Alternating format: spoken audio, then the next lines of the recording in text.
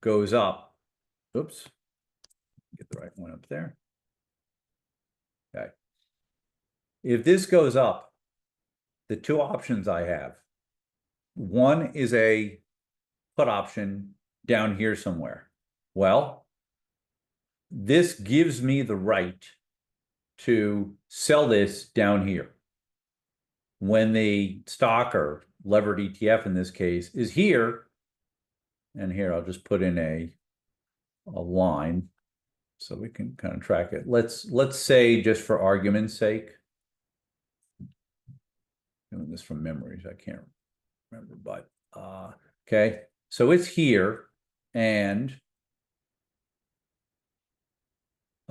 this is where my put is struck, and this is where my call is struck. So I buy it, say, around here. As this starts to go up, the value of a ticket, a contract, a put option that allows me to sell this at 55 is not worth as much if the price is further from 55. That's the key. Down here, 55, the ability to sell at 55 a few months from now, pretty high value because there's a better chance it will. But the probability of a $66 security dropping to 55 over the next several months versus something selling for 57 or 56, big difference. That's why the put option loses value as this is going up, okay? And I would say that is a direct direct counter, okay? I spent money on it, and that money is, kind of going towards zero if this thing spikes. So the idea, of course, is that I'm going to make a lot more money on holding 100 shares of TQQQ than I will lose on one put contract on TQQQ. All right. Now, the last part is a little more complicated, but not much.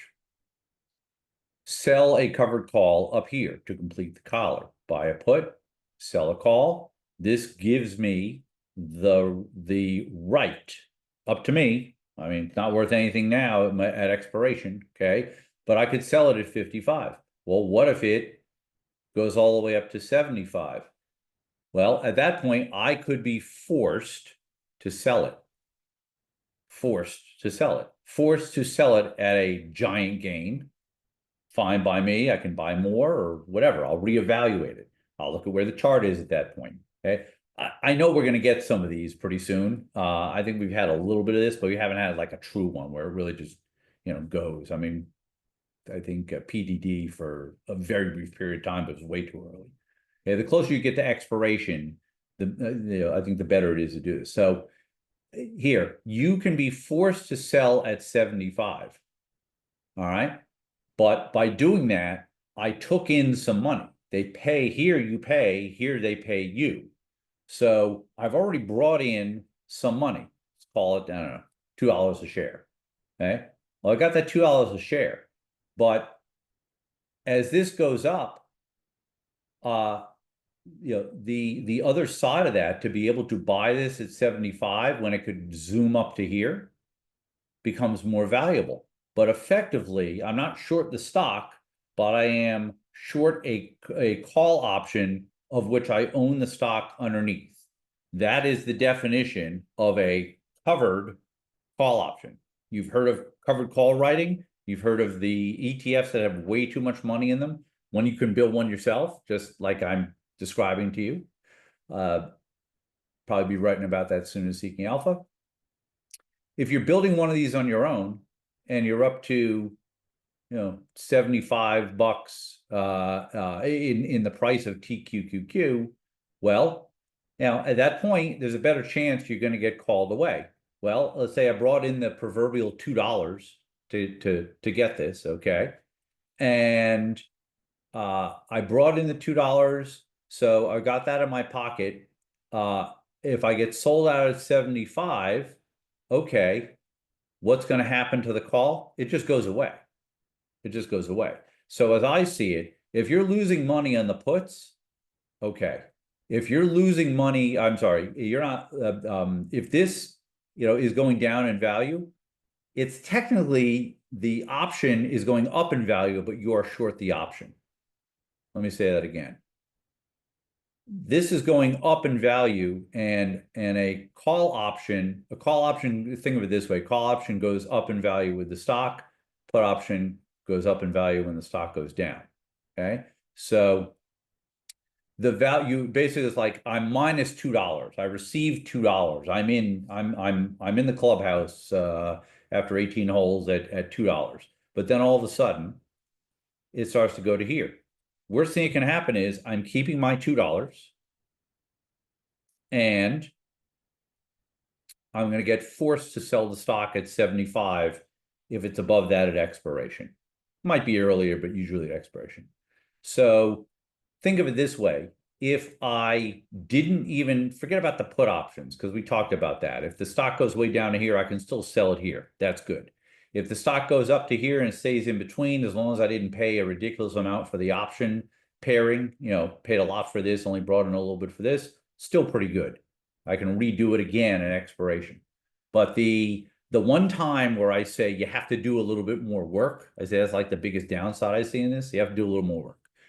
If the price moves a lot, especially in a short amount of time and far from expiration, you now have to say, all right, what I want to do, I'm probably going to get called. I can just sit there and let myself get called.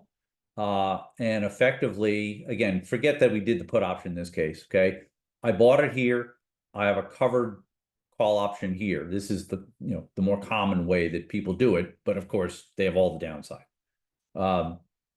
You get 75, you've already gotten $2 in your pocket. Good, let them call me away at 75. I've just sold the stock at 77 when I bought it at, like 60. And anytime I want, I can buy more stock. And sometimes in anticipation of this, you will see me might buy a little more stock, maybe uncovered. If I owned 100 shares, maybe I buy 20 more shares just to have a little bit more upside, So think of it, every one of these is almost like their own little project. Every collar, really every position is its own project. And when that project is doing well, I don't just let it go. I still want to manage the product to the project to the extent that it needs managing. And so like if you see negative here, okay, it would say -2 the moment I got the $2 when the stock's down here. But as you get up toward here, depending on how much time is left to expiration, maybe the -2 becomes -3, -4. Let's say it's -5 now.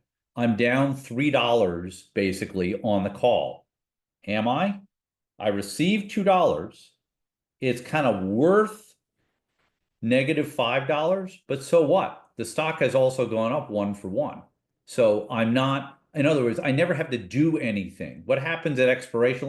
Let's say that the stock ends up at 76. Okay.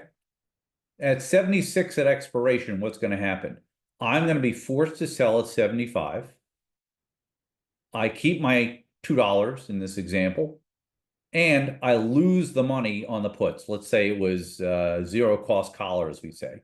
I paid $2 for this protection, and I received $2 for giving up this upside. If the stock goes up to here, 76, well, this is done. This is done. I paid $2. I received $2 to lock myself into this range for this period of time. So that all kind of goes away. And all I've done is I've sold the stock at 75 that I bought for, let's say, 60. And so I wouldn't say ignore it, but hopefully now this helps everybody understand why you're seeing those. And I'm happy to do a written example.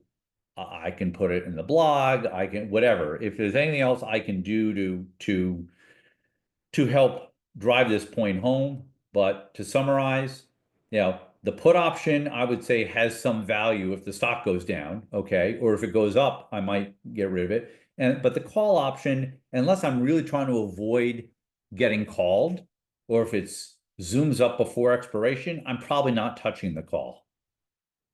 But again, it all has to do with the stock. All has to do with size. And I look at the three of them as a unit.